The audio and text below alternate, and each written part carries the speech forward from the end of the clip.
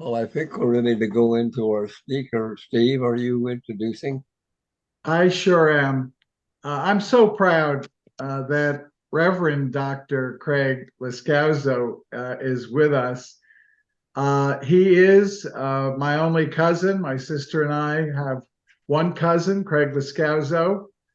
Uh, he will say it perhaps before I could that he's my younger cousin by a few years.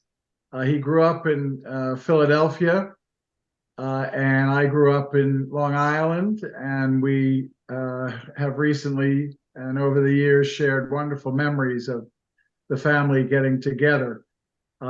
His mother and my mother were sisters.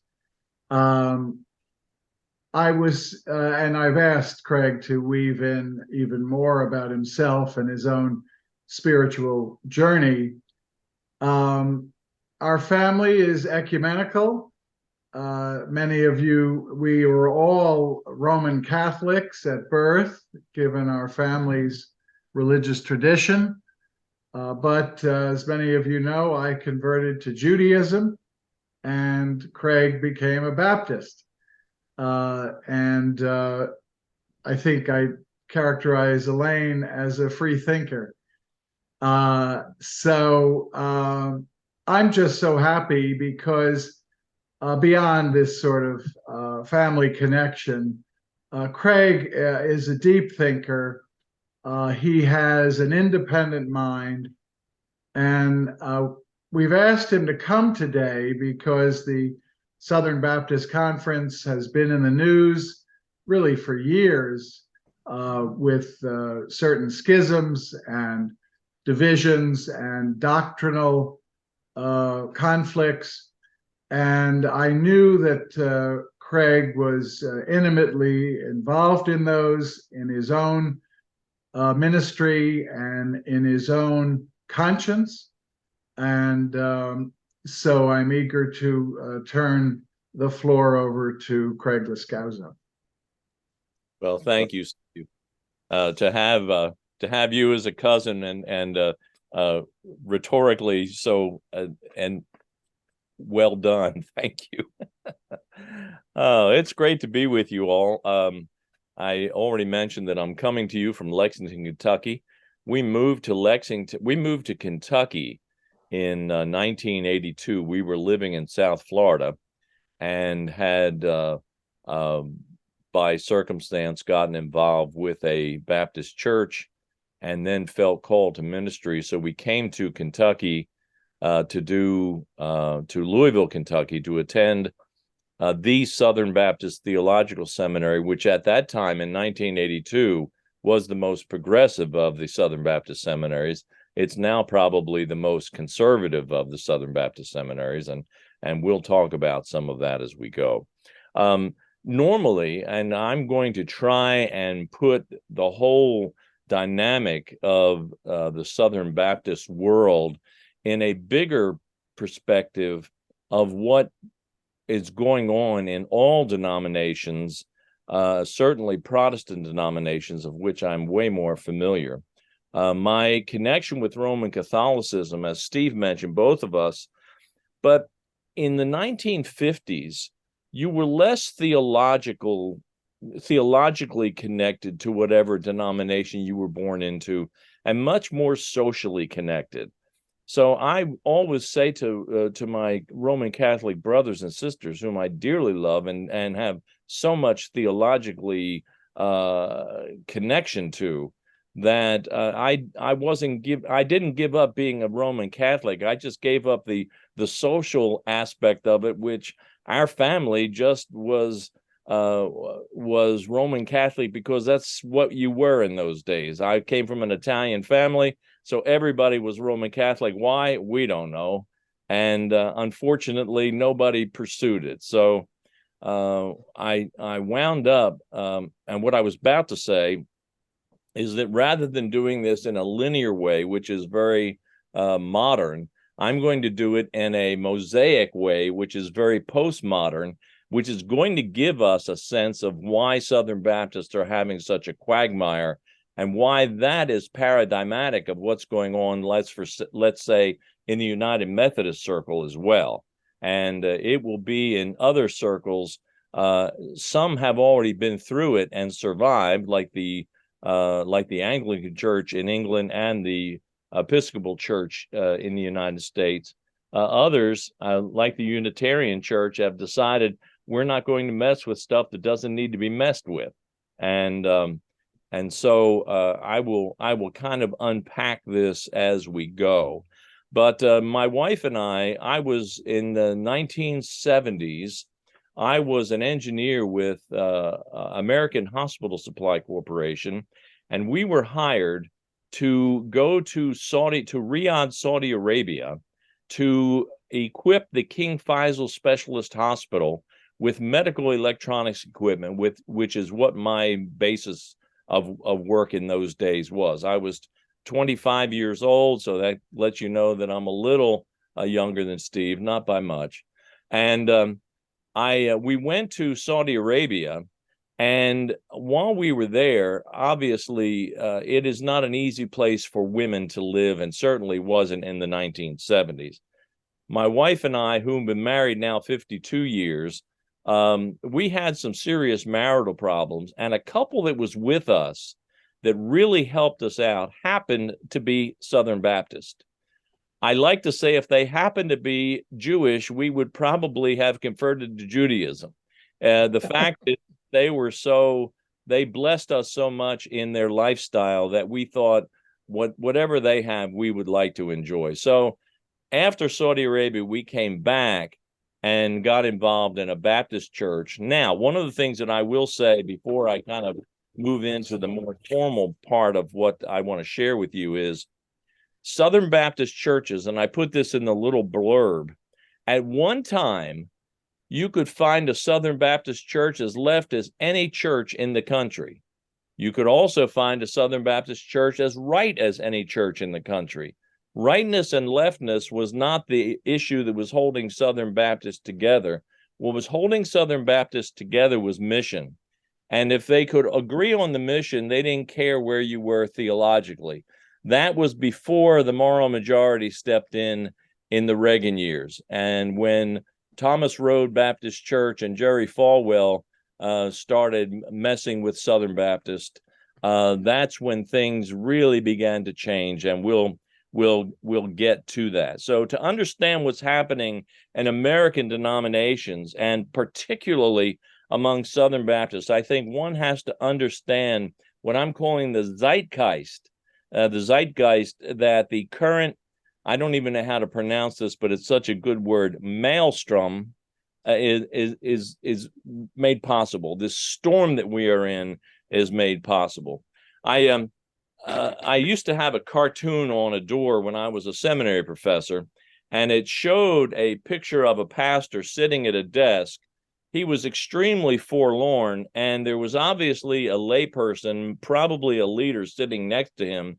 And behind him in this desk, there was an image of an attendance chart in which the attendance continued to drop off and drop off and drop off.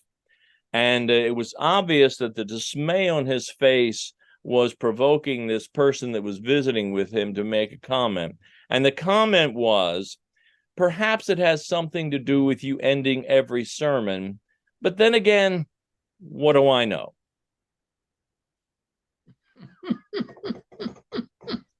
Kind of where we are. But then again, what do I know kind of describes the zeitgeist into which we are moving, in which postmodernism doesn't have any sense of truth that's not relative. And so what I want to say is a good friend of mine, David Buttrick, and some of you may remember George Buttrick, his father, who was the pastor of the Redeemer Presbyterian Church, I believe it was, in New York City. And George Buttrick was a well-known pastor many, many, many years ago. George Buttrick, his son, said that and he taught with me. I was on faculty at Vanderbilt as a visiting professor, and had the wonderful fortune of teaching with David in the final years before he passed on. He said, we are now in what we're calling between times, where all the things that we believed that made so much sense are now muddled and we're no longer able to hold on to them. This between times is what I said in the title of my speech. Well, Dorothy said, we're no longer in Kansas, and we are not. The world in which we live, and many of us, as I look, the world in which we grew up is much, much different than the world in which we're facing today. Thomas Oden, who was a theologian at a school on the East Coast, said that we have moved from modernism to postmodernism, and he dates modernism from 1789 to 1989, in which he says it's from the Bastille. Modernism is from the Bastille to the Berlin Wall. And if you think about that, that really does describe the Industrial Revolution time, the time in which things were booming and bustling, and big cities were born, and the Civil War in the United States happened. And by the way, I'm going to jump into these as we go along. It was 1845 that the Southern Baptist Convention was founded in Greenville, South Carolina. And it was founded because Southern Baptist churches, or Baptist churches, were beginning to struggle with slavery. And they weren't doing much struggling with it. They were basically saying it's just fine, and we're not going to hang with these churches in the North that want to get rid of it. And so non-abolitionists decided to form the Southern Baptist Convention. And however history is rewritten, Southern Baptists cannot shed themselves of that absolute reality because it's in their documents. And so the world in which we live has really, really changed. And when you think about it, in the 1900s, the years from 1900 to 1999, look at what happened even in the United States. We had 2 major world wars, a major depression, and then we came out of that, and all of a sudden, we had what David Buttrick says is we live in the midst of a cultural breakdown, not dissimilar to the collapse of the Greco-Roman world and the fragmentation of the medieval synthesis. And that's really what happened when you look at the 1940s, the 1950s, the 1960s. Everything we thought was there was starting to break apart. Hippies of the 1960s, who, by the way, are all the entrepreneurs today, the hippies of the 1960s were basically saying, it's free love. We don't have to follow the rules and regulations of a previous society. We are now setting the stage of something new and fun. Well, you can only imagine what that's doing to denominations, and what that's going to set up for denominations which believe that our theology is held in texts which are 2,000 years old, and nothing is going to change that. And so all of a sudden you have religious entities in which we're going to have to learn to live with what's going on, and them saying, no, we're not going to change. The world is going to have to change. And I love how Buttrick puts it this way. We live in systems, and he's talking about the 1990s by the time he gets there. He's talking about after the Berlin Wall.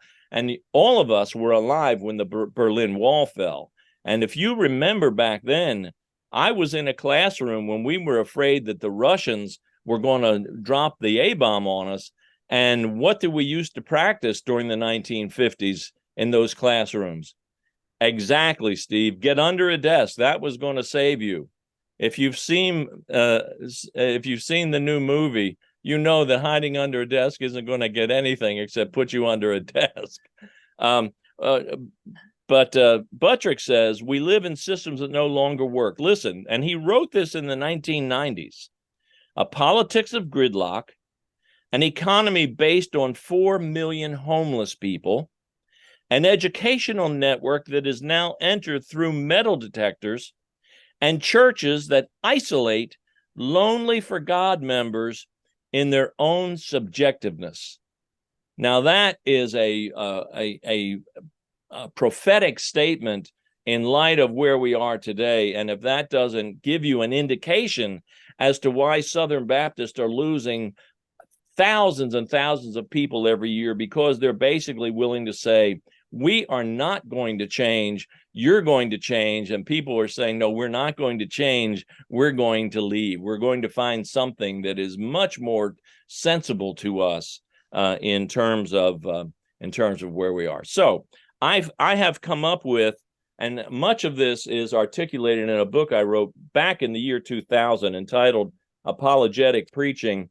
And apologetics is on the idea of the word apologia. And some of you know that that means to make a case for, to make a defense for. So apologetic preaching is something that I was advocating, saying if we are going to be out there preaching, let's make it so that people understand what we are for, not what we're against. And so these are the 5 rubrics of what I put in that book. And I went over it again and thought it will really help to set the stage for what we're going to be talking about this morning. And Rick, I have to tell you something.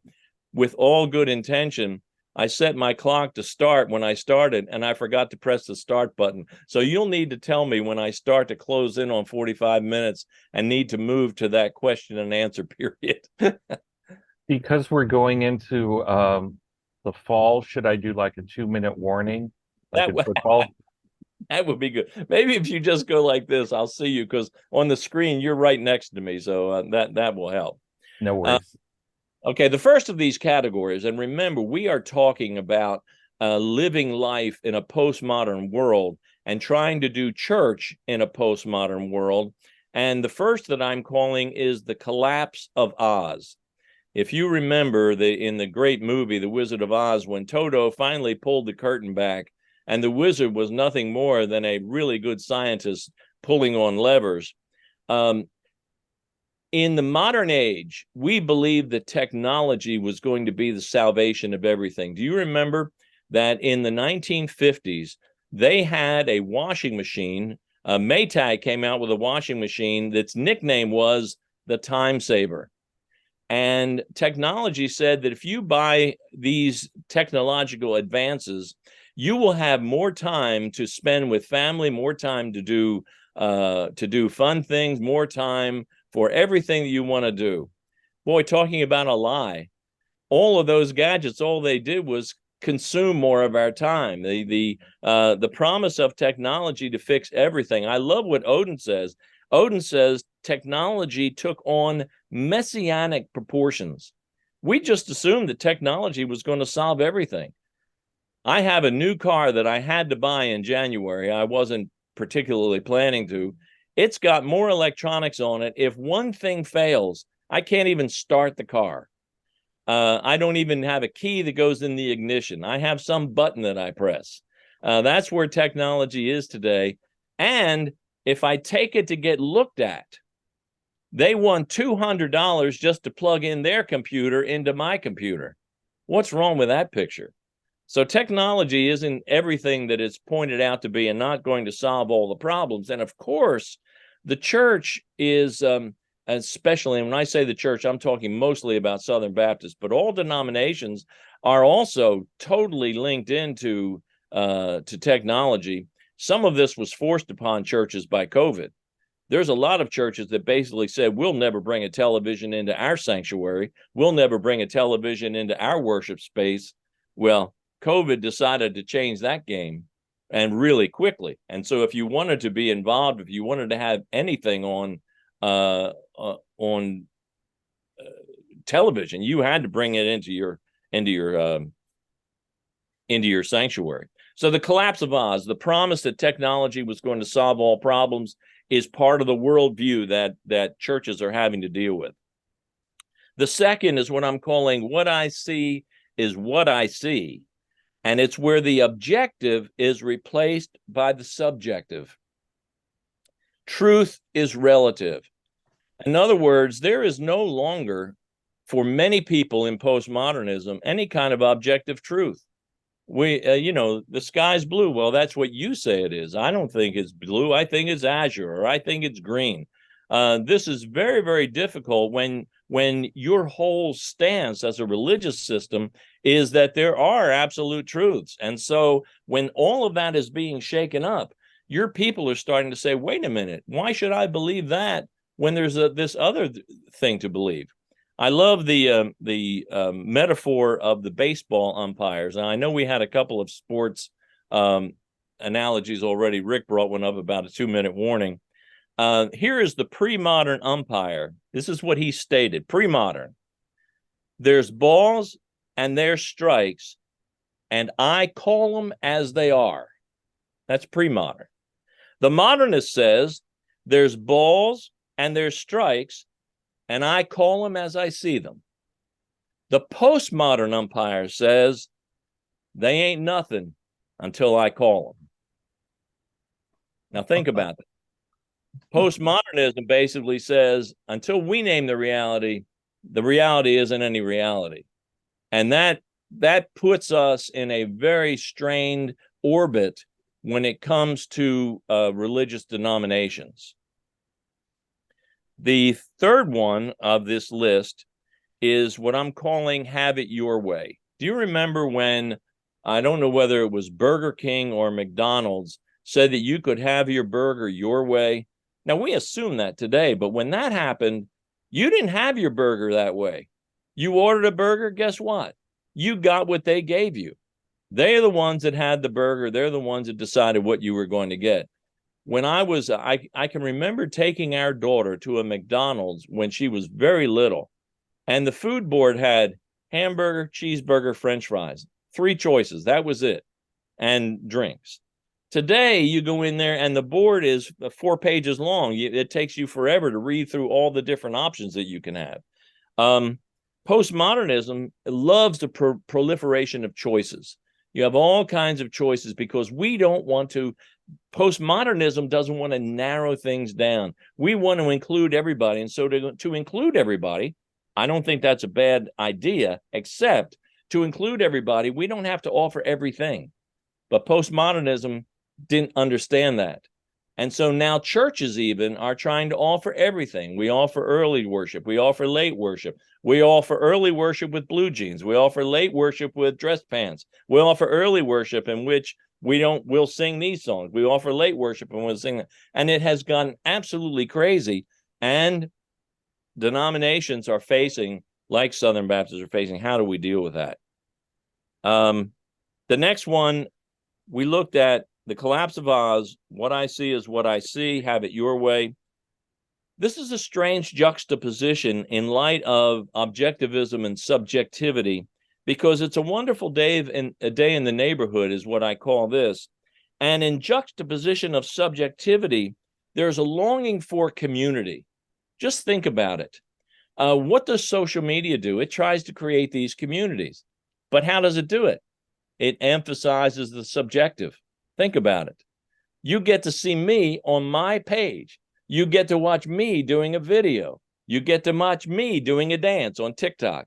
You get to watch me. It's all circulated about this narcissistic me who I really do want to be in a community, but I want you to join my community. Maybe I'll join yours. Maybe I won't. And this is it's a very strange thing, but if you've ever been unfriended by anybody on one of these social media platforms, for some people being unfriended is, it is a bane. Why would you unfriend me? I'm a nice person. So the strangeness of the subjective over the objective, even when we look at this strange culture of trying to create community, and the communities that are created are, in my opinion, pseudo communities. They're not even real communities. I remember seeing a cartoon recently that a wife was sitting at a funeral home and they had more chairs set up than would have ever been needed. And it was obvious not many people came to the visitation. And she said, I don't understand. He had 5,000 friends on Facebook. And that's the reality. We're looking for it, but we're not going to have it. And the final one, it's a wonderful day in the neighborhood. The final one is what I call, I doubt, therefore I am. You remember Descartes' famous statement, I think, therefore I am. The culture in which we live is very much a doubting culture. The hermeneutic, as is sometimes referred to as the art of interpretation, the hermeneutic of suspicion runs rampant in postmodernism. Nobody trusts anything, especially Gen Xers. Gen Xers have no trust of institutions. Guess what that's doing to denominations? That's right. With no trust, Jasmine, of institutions, you have zero. Exactly. You're not going to draw Gen Xers into your little setting, in which you have a set of rules and regulations that they're now going to have to follow, in which you've already said, wait a second, they're not.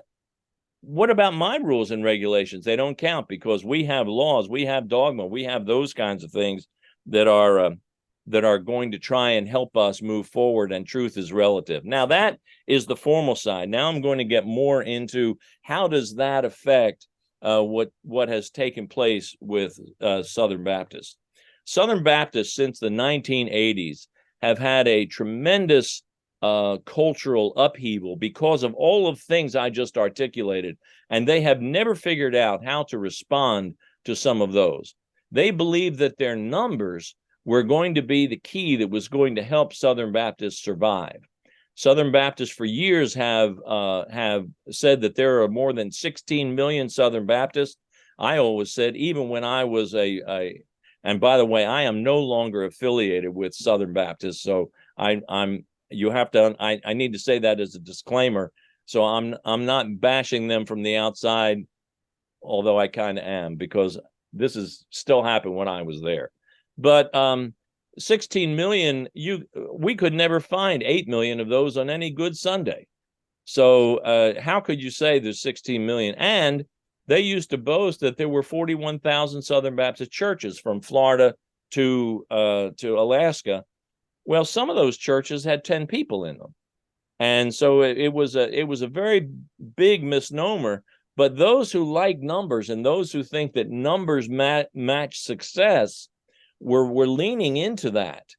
In the postmodernism, that's not the world in which people are going to be living, especially Gen Xers and those who follow. And Southern Baptists are losing numbers in droves because of their unwillingness to grab onto the realities that are taking place.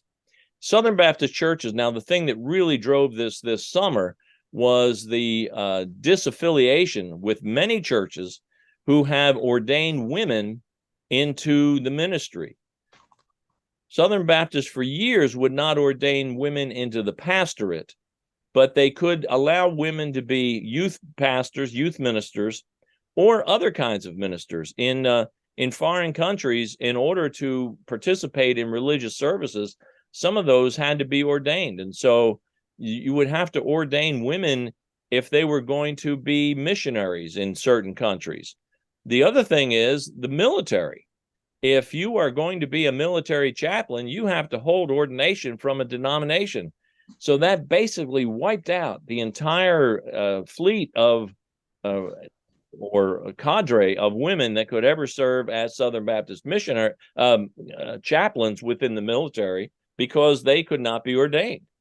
So that really threw the wrench into the works. And my sense is that Southern Baptists are my good friend, who's a church historian by the name of Bill Leonard, who was the dean of the theology school at Wake Forest, he said, when I was a seminary student in the 1980s, that denominationalism is dead. I agree with that we cannot fly into the future based totally on denominationalism. Denominations are going to have to figure out, how are we going to minister to the world that we have received, not to the world that used to be. And I think that's the real big question. The gay and lesbian community have been disavowed by Southern Baptists. Women have been disavowed by Southern Baptists. And who else knows what? My thinking is that any denomination that spends more time disavowing than welcoming is eventually going to wind up ultimately disavowing themselves. If you remember, oh my gosh, I should have written it down because I forget the name of the person who was attributed to saying this. But when something along the lines, and I'm paraphrasing because I just lost my memory on this, when they came for the industrialist I was not an industrialist, so I didn't stand up. And when they came, Martin Niemöller. Martin Niemöller, thank you. When they came for the socialist, I was not a socialist, so I didn't say anything. When they came for me, there was no one left to stand up and speak. And that's exactly where I think we are going to be in denomination. Thank you, Steve. I do have that written down. I just didn't catch it. So my sense is that that Southern Baptists have lost a thinking that their weight and their energy is going to carry them into the future without any realization of what this future is really looking like. And those things that I articulated earlier, those 5 kind of rubrics, are ultimately going to be the demise of any group that believes that we can move forward without taking those matters into consideration and ultimately addressing things such as truth being relative and that there are no absolutes. How do we deal with that in the world in which we are currently living and moving and having our being? I could probably yak on a little bit more, but it may be an appropriate time for some questions.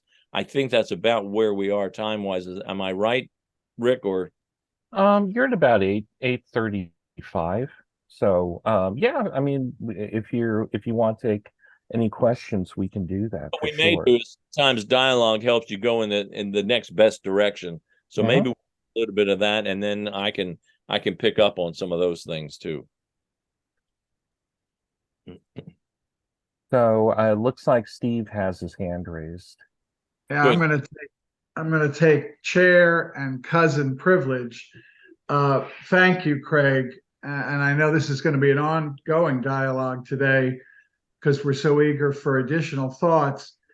I wanted to press you on, are you condemning relativism in the sense, how does relativism differ from diversity of thought, independent thinking, challenging dogma? In other words, if you lift up truth, you are at risk of reestablishing a single dogma. Absolutely. So can you unpack? Yes, and my sense with that is and I'm glad you brought that up, because every denomination has its own understanding of what truth is. And if you don't agree with that, with their understanding of what truth is, you wind up flying in the face of their dogma and being able to then and join with them or participate. Where'd you go? Participate in what they're about. And I would agree that being able to question, ultimately being able to say that your truth may not be my truth is absolutely valid if it's not an objective truth which is measurable. If you take a 16-pound anything and put it onto a scale, or a 16-ounce anything and put it onto a scale, and you say, well, that's not really 16 ounces, that's only 14 ounces. I want to be able to say, no, you can't be relativistic here. That is an objective reality, even though you may not say it's objective. And that's what I think we have to be careful of, is that objective realities where everybody agrees on them, somebody who doesn't agree on it is going to be not correct at some point. Yes, Senator Daniel Patrick Moynihan, an amazingly thoughtful senator from New York, said it well. Everyone is entitled to their own opinion. Everyone is not entitled to their own facts. That's exactly right. I think that's what you're getting at. And so we have belief, and then we have certain realities. But let's use an example that you brought up.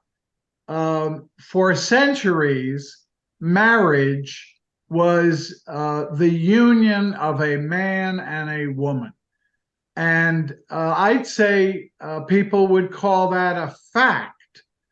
And now we know in the modern era that has been challenged.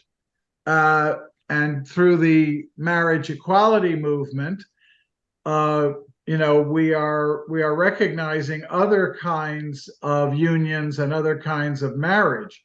I think one thing you could unpack is the difference between a private association of people, a religious denomination, let's say, who have agreed to live by a set of rules, versus society at large, which in the American experiment sees tolerance and diversity of varied views as instrumental. I sometimes am surprised at my Catholic brothers and sisters who currently are questioning the Pope's infallibility. Just yesterday, I believe, a group of American cardinals are openly challenging Pope Francis and questioning his authority. And I paused and thought, if you're going to be in that private system, you are accepting certain rules and dogmas. And if it reaches the point that you cannot accept those, you, as a matter of conscience, should leave that association. So I think if you can unpack the notions of where do we accept certain rules and where do we pursue diversity of thought. That's excellent. My thinking is that the denominations that we're currently speaking about have confused those individual agreements with agreements that have to be everybody's agreements. That's certainly where Southern Baptists are, that what we agree as this, because it's been taught in Scripture or because there are certain scriptures that we can find that support that, it needs to be everybody, even beyond the walls of those who are a part of our organization. And that's where the rub has come. And that's why the 2016 election really became a quagmire for Southern Baptists, in that here was a person, I didn't mean to get political, but I have to do that on theological grounds. Here is a person who in lifestyle, in attitude, in temperament, was as antithetical to the leader of this organization that anyone could ever be. And I'm speaking of Christians and Jesus Christ. How can you possibly follow a person whose worldview, whose practice, whose very being is anything but antithetical to Christianity, but being willing to support him to this extent, and basically saying, well, we'll stretch truth just a little bit so that it fits our political agenda. And that's where Southern Baptists, I think, many of my United Methodist friends, I think that's where they're getting into a thick quagmire, is trying to impose on the broader populace these individual groupthinks, such as marriage is between a man and a woman, that certainly we as a group can hold to if that's our belief, but we shouldn't have to impose that onto everyone. And that's where these denominations are finding themselves in a sticky wicket, is that they're not willing. They want to say that these small thoughts that we have should be the thoughts of everyone. And that's where I think we're getting into trouble. And that's where denominations have gotten into a lot of trouble. And that's where, when you have a denomination that looks at the candidates and is basically willing to say, we don't care what they believe as long as what they do is right. Well, how come you're on all of us about what we believe until it until it affects you. You do care about what people believe, or you wouldn't have said some of the things you've said. And something that I meant to articulate earlier, and I need to articulate it now. The Episcopal Church, United Methodist Church are very different than Southern Baptists. Southern Baptists are not a denomination, even though I've said in one piece, they quack like a denomination and they walk like a denomination, but they are not. And that's how those of us who were progressive were able to get away with certain things. Because when the Southern Baptist Convention meets once a year, they don't come out with anything that has to be implemented by the local churches, because every Southern Baptist church is an independent, autonomous body, selects its own leaders, ultimately makes its own decisions. And I used to have the newspaper call me every June. And at one time, the Southern Baptists had condemned homosexuality. And this is probably back in the early 2000s. You know, we're condemning homosexuality. And we're not condemning homosexuals. We're condemning homosexuality. They made that really clear. And churches that welcome homosexuals, it wasn't even ordaining them. It was churches that welcome homosexuals should not be able to participate in Southern Baptist life. And so the newspaper would call me as soon as I came back from Dallas or Houston or wherever it was. And their question always was, how do you plan to implement this in your church? And I'd be able to say, I don't even have to consider it in my church because we are an independent, autonomous body. If our church and our leadership bring up a motion that we should follow that motion, then we're on different grounds. But otherwise, I'm going to pretend it never happened, and we'll see what happens. And it happened every year. The following year, there was women. The following year, it was something else. And so every year, I'm just telling the newspaper the same thing. We don't have to implement anything because we are not bound by what the National Convention decides. Now, the National Convention has what they've ultimately decided to do is, well, we'll throw those churches, we won't allow those churches to unite with us anymore. And that's what happened this past summer. Rick Warren, you've probably heard of Rick Warren, the pastor in California, who church gave millions of dollars to the work of Southern Baptist, happened to have women who had been ordained. And in a very articulated way, he came to the convention and tried. I was not there, but I listened to the report. He came to the convention and tried to make a case for why churches should be able to ordain women to certain roles, even if it wasn't the senior pastor, which he actually believes would be fine. But they're flexing their muscle because they already realized they're on a slippery slope, and so they're going to have to figure out a way. How can we get rid of churches that don't believe, so that when somebody sees a Southern Baptist church, they'll kind of know that they're part of us and don't support women and don't support LGBTQ communities and those kinds of things. So that's a long way around to answer your question, but I think all of that fills into this, is that those organizations cannot impose their belief system on the broader perspective, even though it may be truth to them, it may not be truth to everyone. First of all, I want to make a comment about Steve's comment about questioning the Pope's infallibility. The Pope has statements from the Pope fall into two categories, because I was raised Catholic also. And they made this very clear, the nuns made this very clear. One category of type of speech or writing that the Pope makes is considered where he is just in this space where he's hearing God, and that cannot be questioned. Anything else that the Pope says, encyclicals or statements or speeches or anything, things with the Pope that the newspapers pick up that in a private conversation with a reporter, that can be questioned.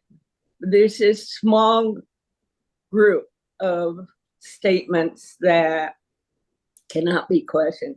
So the cardinals can criticize a pope for all kinds of things, and that's not questioning the infallibility. And Craig, I just want to make a couple comments about some of the things you said when you talked about doubt and the importance of doubt. There's a Latin phrase from the Roman times, ubi dubium, ibi libertas, where there's doubt, there's freedom. Mm-hmm. And we were talking about modernism and how it's just divorcing us from reality. I think selfies, the ability to get selfies, and the culture now of getting selfies leads to selfieism. Yeah. You used to go to the Grand Canyon, take a picture of the Grand Canyon. Now you go to a picture of taking yourself at the Grand Canyon. You used to take a picture of your friends when you haven't seen them for a while. Now you got to take a picture of yourself standing with your friends. It's like, anyway, when you mentioned Louisville, Kentucky, I keep thinking Unitarian Church. There was some Unitarian minister or son of a Unitarian minister from Lexington, from Louisville, Kentucky, that made me aware of Louisville, Kentucky. So there's a Unitarian Church in Louisville, Kentucky. How do churches on the ground right there work together or not work together? Yeah, and certain denominations relish working together. The Unitarian Church, the Christian Church that is Disciples of Christ, they partnership in both Lexington and Louisville in a lot of interfaith sponsored avenues, certainly in terms of helping homelessness, in terms of feeding, and it's very open. The Roman Catholic Church is a part of that.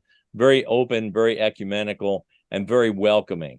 Southern Baptist churches often don't participate in that because they think they're big enough that they don't need anyone else to help around. But again, I want to say with Southern Baptists, there are Southern Baptists on the left that would definitely participate. There's Southern Baptists on the right that would say we'll just do it ourselves because they may not even want to talk to a woman who might be an ordained Unitarian clergy. So that's how standpoint some of that can wind up. So from a utilitarian standpoint, Southern Baptists can get really strange on some of those things. Go ahead. How about Martin Luther King? Was he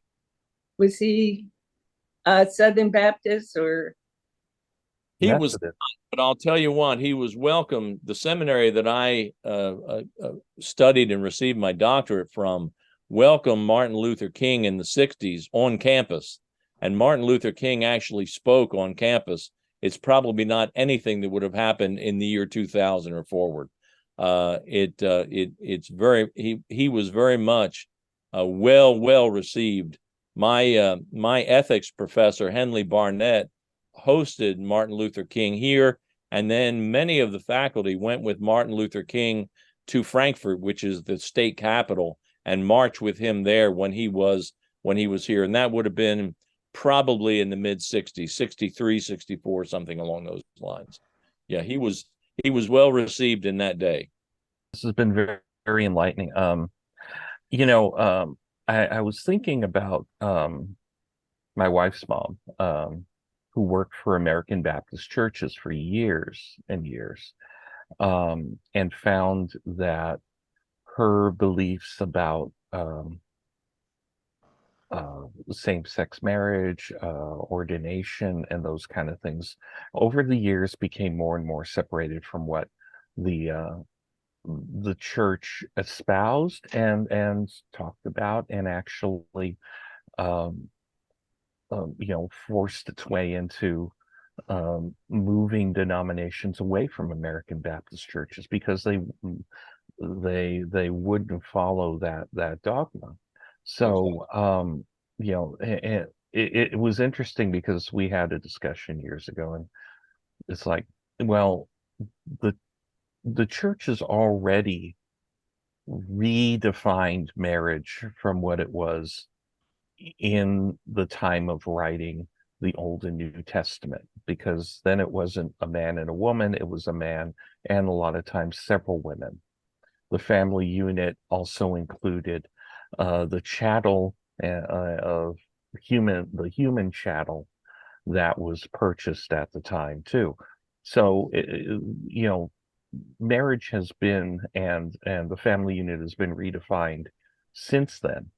So, to pick a certain point in history as to say this is, you know, the canon for how you live your life is kind of specious to begin with.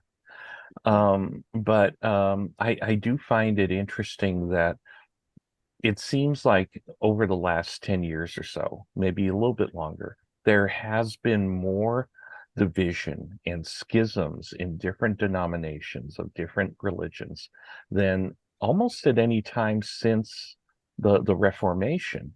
And I wanted to see whether you think it is because of the idea of the combination of social media making people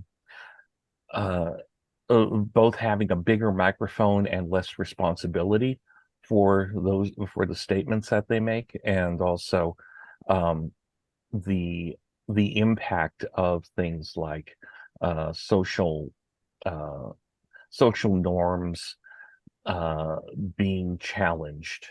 You know, that nexus right there is what we're looking at.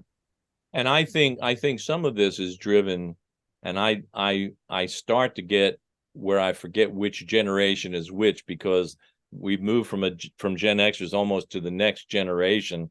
I think that the younger generations are in everything, and this goes back to some of what I talked about with postmodernism, are extremely utilitarian in their approach to life.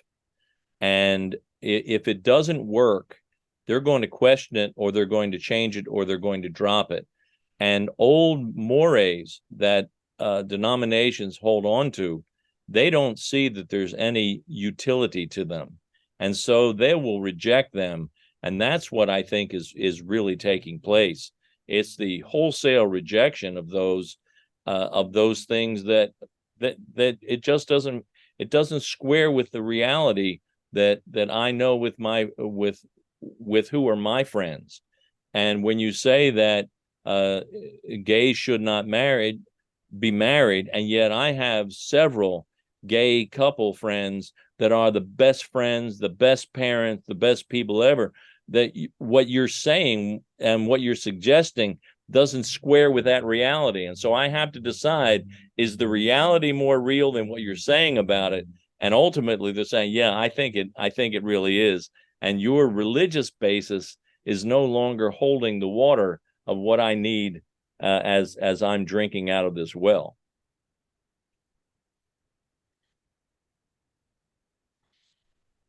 Phil, I think you're well. I think you had your hand up, and then Doc Ruby.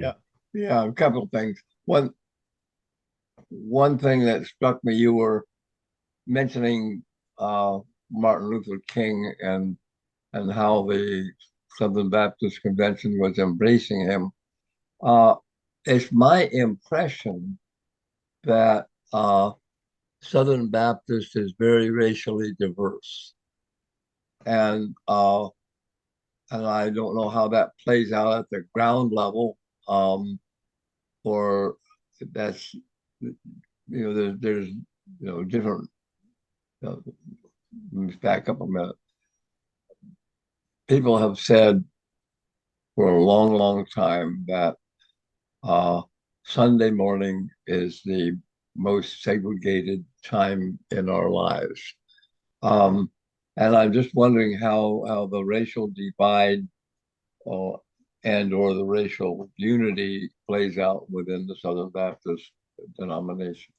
That's a very, very good question. And it wasn't until either in the last 5 years that Southern Baptists actually elected an African American to be the president of the Southern Baptist Convention after many, many, many years. And I have friends, some of my former students were African American, and I have preached at their churches, and they have come and taught in my classroom, and yet they would admit that they would never be selected to hold a leadership position within Southern Baptist life. And some of them wonder why they would even affiliate with Southern Baptist. Why not just the National Baptist Movement is an African American Baptist movement?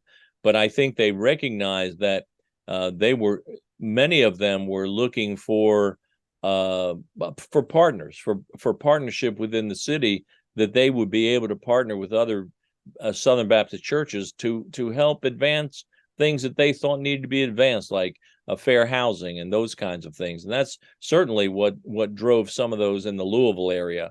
And so I would say that it's only recently that by Southern Baptists, I would think, this is my opinion, that started to get their hands slapped, that they realized they were going to have to address the racism and not just give it a passing brush with a paintbrush. They were going to have to seriously address it. And I know that several of my friends' churches only recently decided not to affiliate any longer because they felt, especially, and again, I'm trying not to do too many politics, especially when the Southern Baptist Convention as leadership started to embrace Mr. Trump so much that they could not hold on to. That was kind of the straw that broke the camel's back.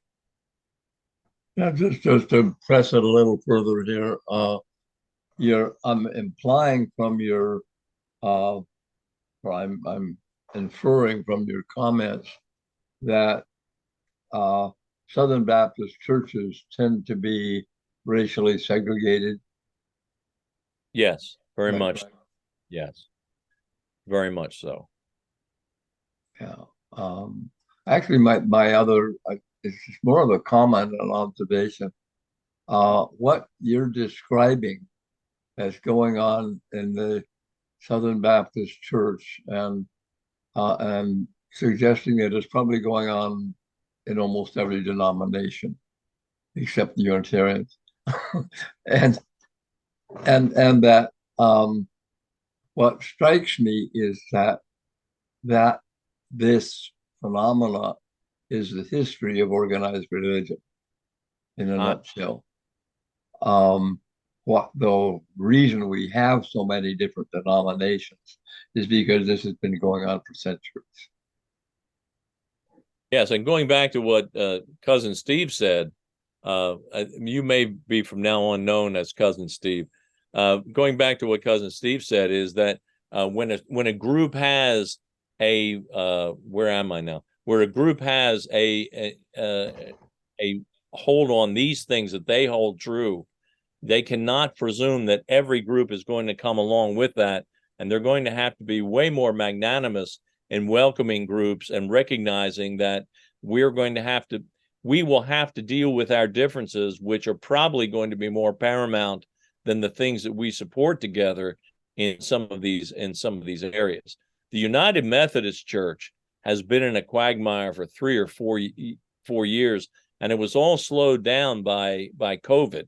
COVID forced them not to have certain meetings that they were going to have, and I think that was a godsend to prevent them from doing something really stupid. And but you'll find that many United Methodist churches will leave the United Methodist body and form something else that is very open to women, that's very open to gays and lesbians, and they will continue to go on. The difference is this is an interesting quagmire. The difference is in the United Methodist Church, the denomination owns the property. So therefore you have property rights, and who watches the kids on weekends compared to a Baptist church. if we get divorced, I go my way, you go yours, but not in the Methodists. The Methodists have a hard time deciding who gets this. When we sell the property, who gets it? Those who are staying or those who are leaving? It's going to be a real mess. Yeah, I've heard of that one. Anyway, carry on. Who's next? Ruby. Dr. Ruby, did you have a question or comment for Craig? And Craig, I want to thank you for clarifying the differences for me between the Southern Baptists and the Baptists and everything, because I could never, as a child and even as an adult, quite understand what the difference was. Because I went to school in Colorado, and in the 50s, when I was in grammar school and everything, I had friends that were Baptists, and I had friends that were Catholic, and friends that were Jewish. And I was able to go to, they all invited me to the different parties and the different events they had. It wasn't really any color scan. And my family was Methodist, and my mother became a Muslim. So I was involved in all of those religions. And so, for what you said about the and when I became Catholic as a teenager, because I couldn't understand the differences in my mother and the Muslim and everything, and so I would sneak and go to the Catholic Church, and I went away to school, and you had mentioned the Berlin Wall and everything, and I went to school in Germany, and I was Catholic, but when I came back here, I went to a Catholic university, and I had to study religion in order to complete it, and that's when I was able to become a metaphysician, or one who I'm into all religion, international communities, and this is where I am right here. Just knowing all the good is the same in all, no matter what colors or what it is, and what you had mentioned also about the differences. It's all right to be different, but truth is the same in all nationalities, all religions. Right is right. It's just the differences. So I'm thankful that you're on the call this morning and that you clear a lot of things for me. And I wanted to let you know that. Thank you, Dr. Ruby. Very And fascinating. I love the music too. And you and Steve look alike. Well, Steve has always been the handsome cousin, so that's a compliment. Rose, you had your hand up, I think. Yes, thank you. And thank you, Jasmine, as well. Just want to mention that. So I'm trying to work out a way to put this. You talked about kind of the racial composition of your churches. How about the age gap? Because it seems to me that, from this perspective, that young people are less and less involved in church. And coming from England, which is almost entirely a secular country these days, I really see that.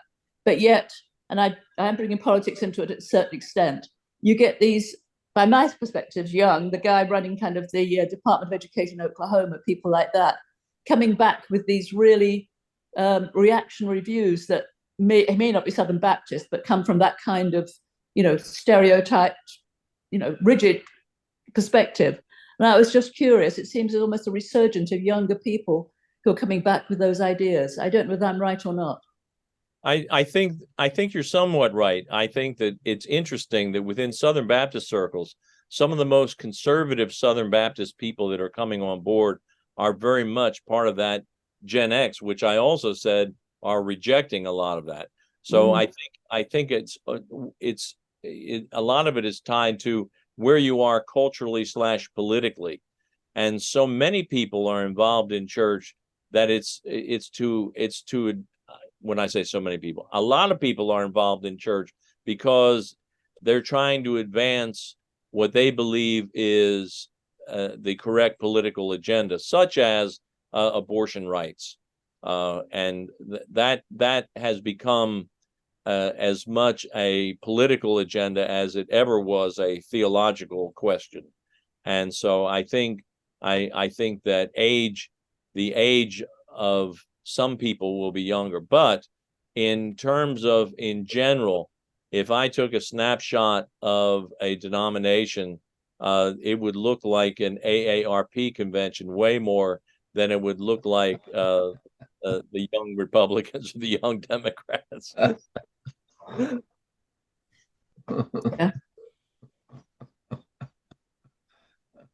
Steve, back to you. Yes. So I had a few observations and then a question.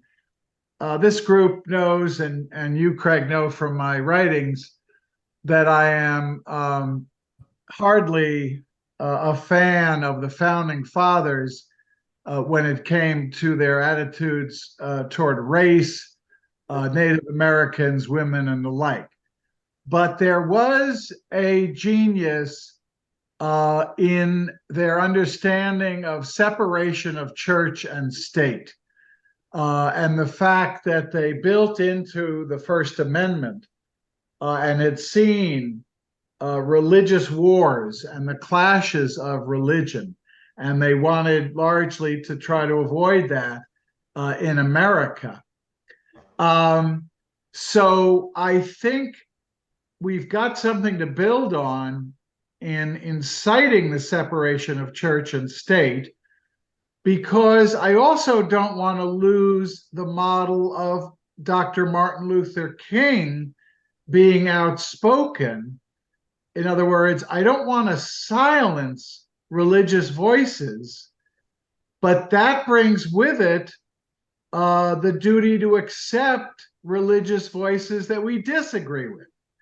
Martin Luther King wasn't imposing and never proposed to impose through law his religious doctrines. He was calling out, and we celebrated Monday the 60th anniversary of the March on Washington that you and I corresponded on. So I think that Dr. King captured the model of having a bully pulpit, speaking out publicly. Now, our own convener, and you may not know this story, George Regas, was called on the carpet by the IRS in the Bush administration when he asked who would Jesus vote for, and he gave a very impassioned sermon. And while the IRS was turning a blind eye to the Southern Baptists and the moral majority's infiltration of churches and their politics and putting out voters' guides and completely missing the separation of church and state, here was George Regas being called and questioned and putting All Saints churches' tax-exempt status at risk. So the law has been uneven in that regard.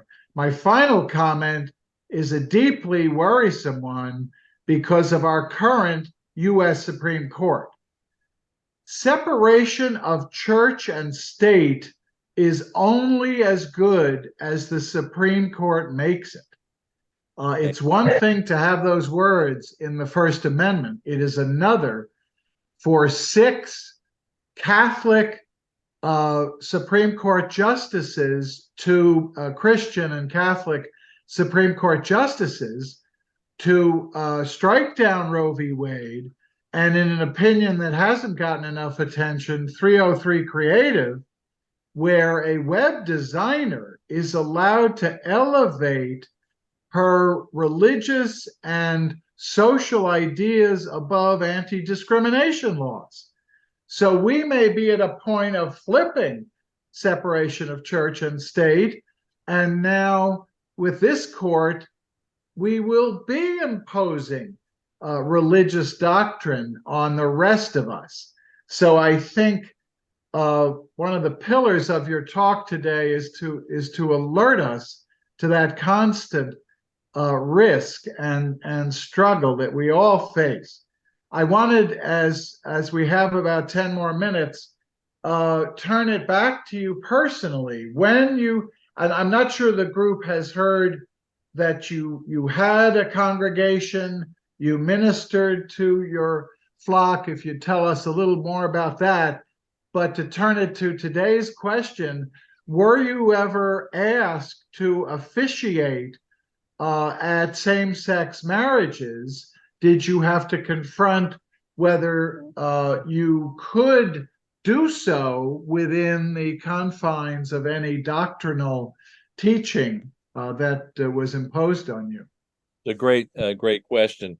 And I'll get right to the point. I was the senior pastor of the Emmanuel Baptist Church here in Lexington for 15 years, from 1996 until 2010, at which point things were getting so hot and heavy, as so much of the stuff we've talked about, that a colleague that I did doctoral work with invited me to join him in a group that helped organizations and churches raise funds. And I decided that I had just turned 60. It was probably a good time for me to give up the reins. So I never did. I was never asked, because it was not an option when I was still a pastor in 2010.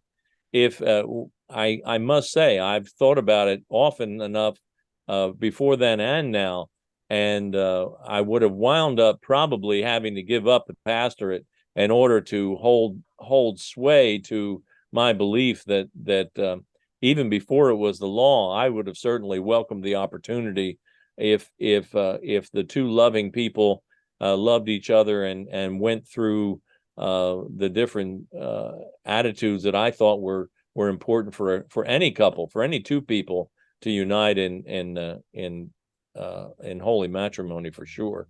I do think that that those who are staying in the pastorate, no matter what denomination it will be, the questions that you raise concerning the First Amendment, because I would say most American Protestants and Christians as a whole, as well as the Jewish community, would hold to separation of church and state. We've grown up with that as the viable model. I think we all, and I must say that on my good side, when it was some Baptists that made sure that was in there, because they had such religious persecution at the time by the Church of England. Baptist, even the title Baptist was a term of derision. It wasn't something that was well loved. Oh, they are Baptist, and so they were not well regarded by any stretch of the imagination. So they really wanted separation of church and state in the Constitution, because they didn't want the Church of England coming and arresting them. And so they were concerned about that. Ironically, who would have ever thought that some of the decisions that we would perhaps assume would be religious turned into nothing more than cultural decisions that would be decided on by the Supreme Court? I don't think, that's where our system sometimes gets turned topsy-turvy. So, but Steve, that's a great question. I did one time, and I can't remember his first name, Phelps, out of Kansas City, that hated gays and would go around and to Westboro, Kansas, and he would go around to different churches that did funerals for gay people and would demonstrate. I was proud that he actually demonstrated on the front lawn of the church where I was pastor, because we would not condemn the mayor of Lexington, who was an avowed homosexual. That was Fred Phelps. Fred Phelps, thank you very much. And I was very proud to be one of the people holding a sign next to him once saying, goes to every gay event. Yeah, that is real quick. That's the model. At the ACLU, we defended the right of an American Nazi to give a speech. But then the ACLU lawyer loosened his tie, walked outside, held up a placard, and protested against what the Nazi was saying. So that's our model. Phil, I'm going to thank you for facilitating, and Jasmine for her reflection. I've asked Craig to close us out at the end with a closing prayer. Everyone else knows that I am wont to say to speakers, Craig, you are now a card-carrying member of ICUJP. We welcome you back on these Friday forums. Any sort of final wrap-up thought that you have, Craig? Oh, thank you very much. It's been a delight, and just thinking about these things in which culturally we are all involved with at different levels, and to think about what justice and peace mean, and that religious communities, faith communities, should not be involved in pursuing war and pursuing things of war. So much of what we've discussed today may not be war-ish, but they are certainly warlike when it comes to attacks on women, attacks on gays, attacks on things that we hold are important. And I would just support you and applaud the work that you're doing to try and promote, as interfaith communities, united interfaith communities for justice and peace. It's so important for your organization. So, friends of faith, we come today to be able to thank you for opportunities that we are given to be able to share our life and share our concern for justice and peace with others. We ask that those who have been lifted up with health concerns today, that they receive the peace that passes all understanding even today, and that those who are not with us will feel the warmth and blessing of this wonderful group. Thank you for the discussion that we've had. May it provoke within each of us not just pleasant thoughts, but some actions as well. And we ask these things because we can and we do, together, to promote justice and peace. Amen. Thank you. Thank you. Thank you. Thanks, everybody.